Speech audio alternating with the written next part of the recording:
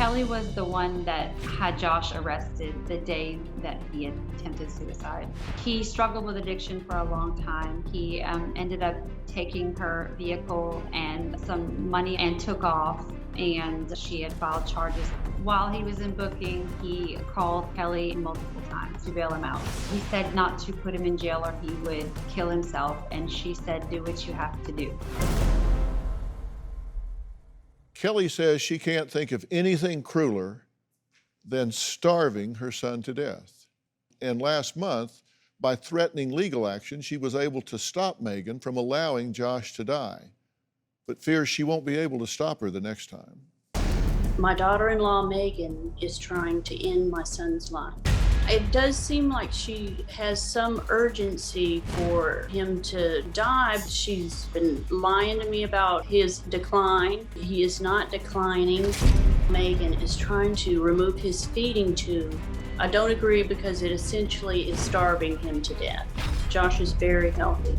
I do believe that for some reason there's some financial gain. Megan is exploiting Josh on social media where she could get sympathy from others. My son is considered minimally conscious. He has wake times and sleep times. He does look around. If you shave his mustache or wipe his nose, he'll get aggravated and back up. He will react. He does not like when you mess with his hands. Last month, Megan contacted me to talk about letting Josh go because she told me that he was in a fetal position and his arms were contorted. I had just seen him a few weeks before. He was not like that. I did tell her I would think about it, and next thing I knew, she's on social media. We're bringing Josh home. She did not care about what input I had on it. I feel like there are many treatment options that we have yet to explore. We were just in limbo waiting for COVID to be out of the way. If Jesus wanted him to die, he would have died that day in the jail. I do know him, and he would not give up fighting to stay alive.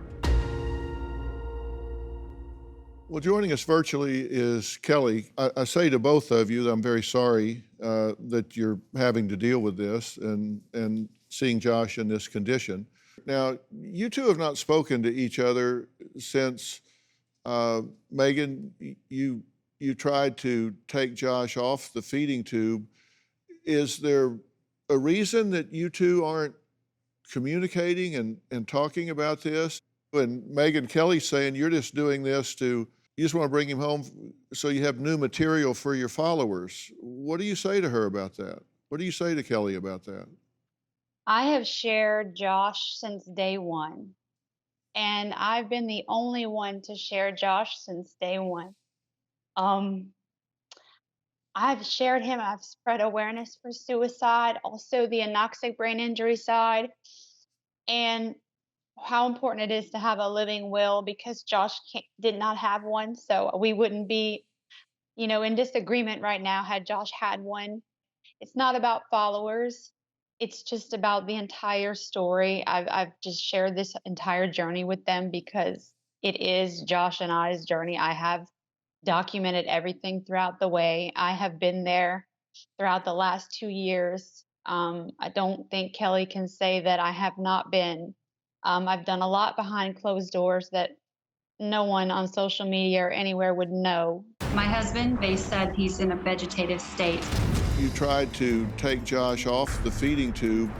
I would rather bring him home and let him pass peacefully. How ethical is it to starve him to death? New Dr. Phil. Check your local listings. Hey, if you related to that video, then click subscribe and ring the bell to get notifications of more just like that. You won't want to miss what I have coming up.